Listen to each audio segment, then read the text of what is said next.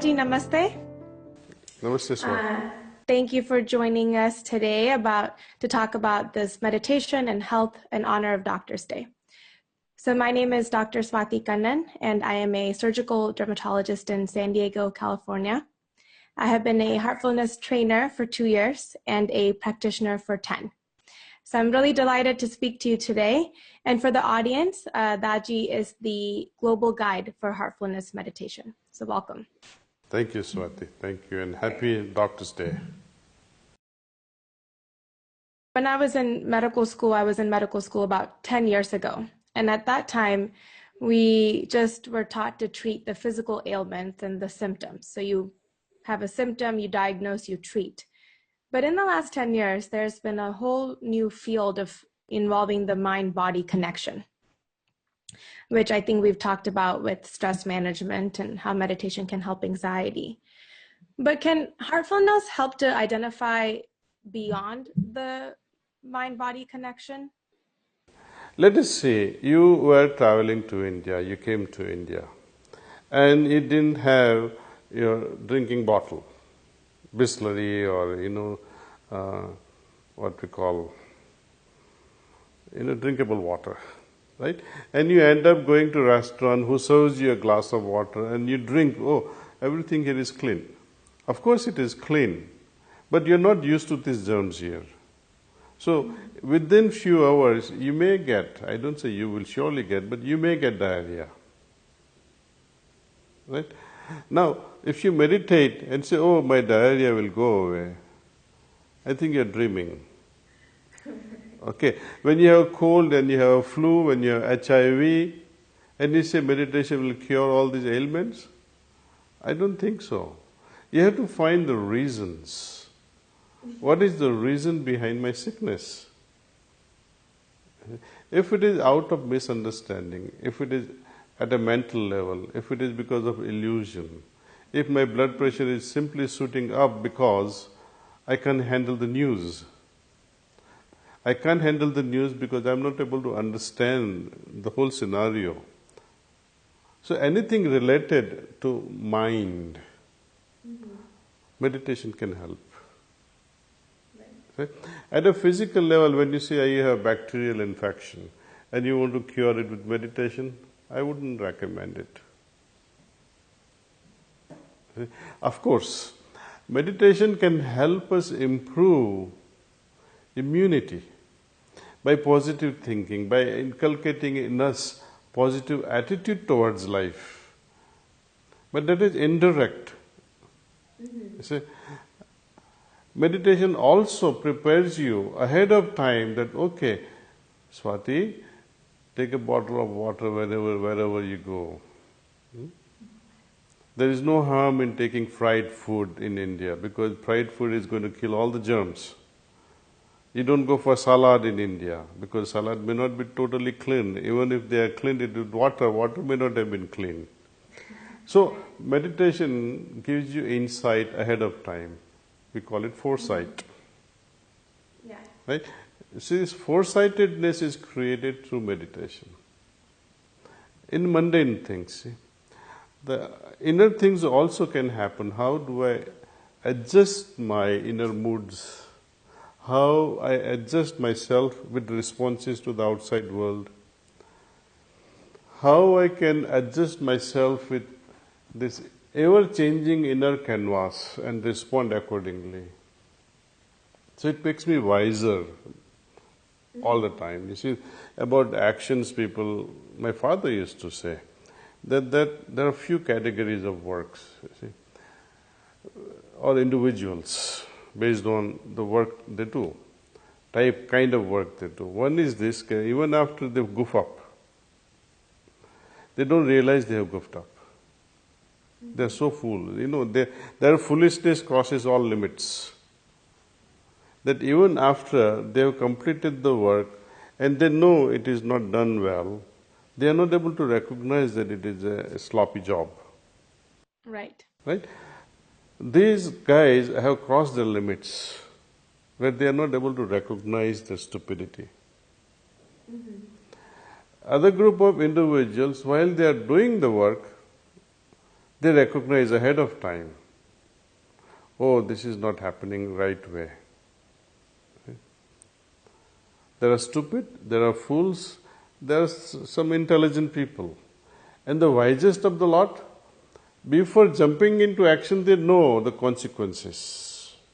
So meditation puts you in that category. See, when you meditate, before you act, your mind will analyze the whole thing. Even in surgery, you say, what do? Take 5 minutes before the surgery. You may be delayed by 5 minutes, but it will save another 2 hours. Because you have meditated well, you have programmed yourself well, okay, I'll do this, I will not do this, and you're set.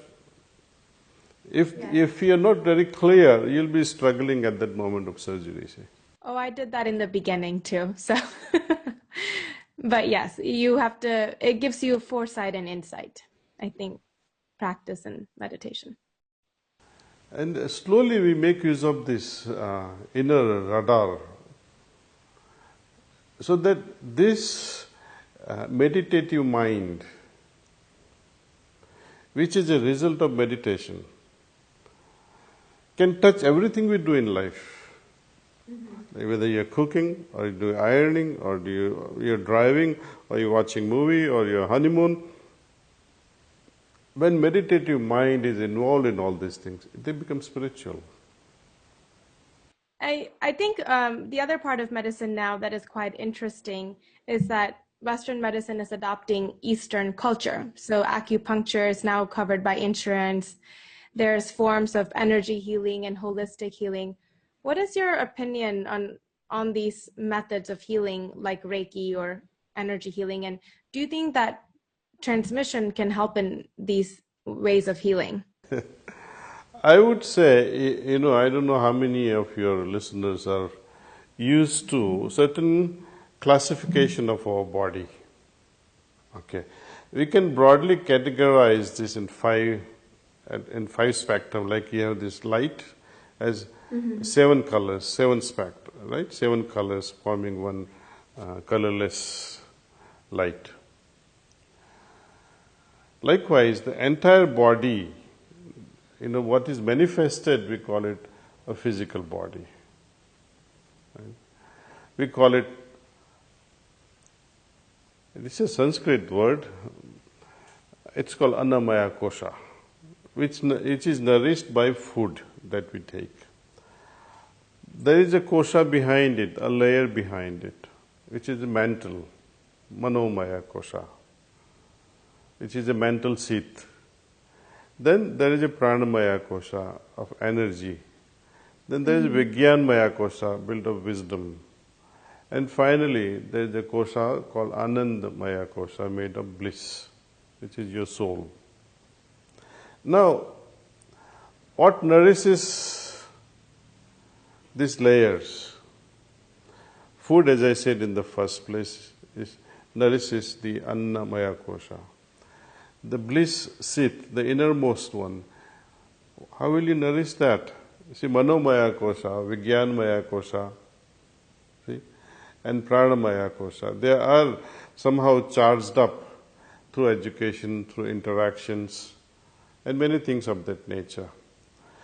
Now, when body is physically sick, Annamaya Kosha, their physical form, bacterial attack, infection, right? Or heart rate has gone up for whatever reason, be it because of mental reason or emotional reason, right? Or just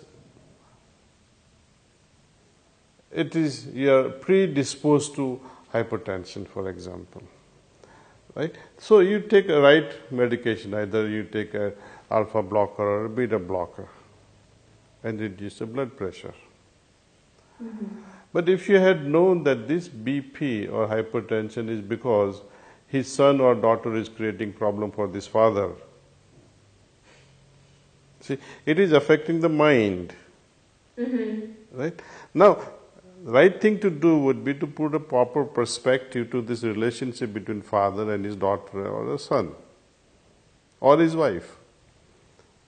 The triggers are outside, which is creating turmoil at a mental level.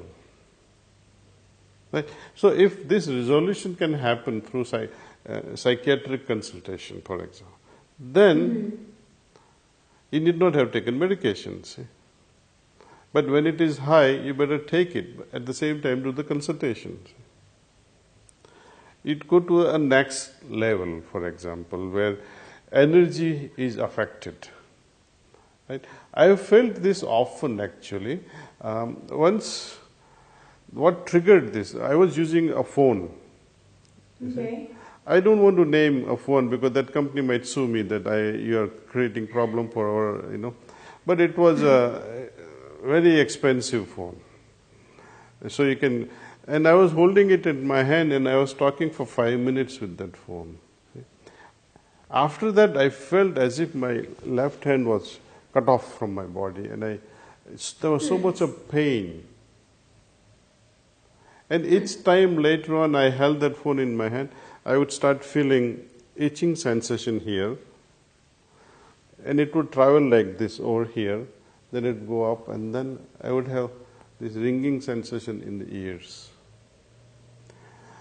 Wi-Fi, if there are about half a dozen Wi-Fi around my apartment, my eyes will start twitching like this. You can see it physically actually. Now, this is, I would say, interference because of energy, which is affecting my energy kosha or the energy layer. They call it pranamaya kosha. Right? Now, this can be fixed through acupuncture. If there is an imbalance because of you worked so hard and there is tension in your shoulders, some massage will take care of it. Or you put some needles and relax those muscles, or release the energy block. It is because of the energy block you get this tensioning of the muscles. And when that is gone, the pain will disappear. So I think every field of medicine has something to play with. See? Yeah. Now coming to pranahuti or yogic transmission, how does it contribute to our swasthya or the health, overall health?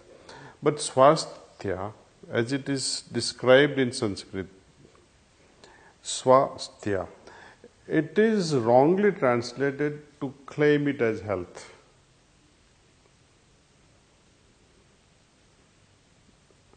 If it is arogya and health, I can understand.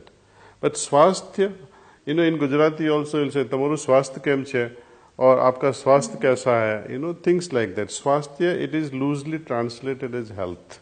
But it is not so. And when you understand the meaning behind swasthya, then you'll understand the role of pranahuti or the role of yogic transmission. Swasthya, swa and asthya. Swa means self. Asthya means one who is settled. One who is settled within the self. One who is centered within the self. One who is not troubled by the external things here and there. Mental turmoil, emotional turmoil, all these turmoils are not affecting the mind. You are centered within yourself. That is swasthya. And pranahuti or yogic transmission is able to take us to our innermost core, to our center of our being. And when we start feeling those things, you may be having cancer, you may be having pain, you may be sick like a dog, but you are so centered within yourself, you are so peaceful within yourself. It makes no difference whatsoever towards your attitude. In fact, it becomes so positive. Okay, cancer is there, I have to go through the treatment. It's fine, I'm accepting it. I have pain, I accept it. I'm not fighting with it. I'm able to accept it. This is the situation with people who are centered within the self, which is a higher thing actually. What makes a person manas or man You know, both word, manas in Gujarati or in Hindi, and man in English, and manas in Sanskrit, they are all interrelated. See, they have the same root, manas, man. One who has mind, and one whose mind is settled within the center is a true person, you see, who is drawn within himself. And that's how many religious scriptures, they praise such an individual, swasthya leading to sthit pragya. So it is not the physical health we are talking. It is because you are so deeply connected with your center. And how to remain deeply connected with the center? It can happen only through yogic transmission, which is offered under Heartfulness way. So in a way, it makes us highly stable.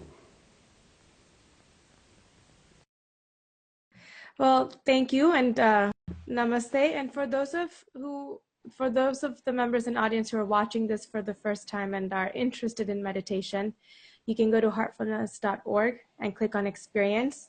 There you will find ways to meditate with the guide, or if you want to try it yourself. So thank you again. Thank you, Swati. Thank you. Okay.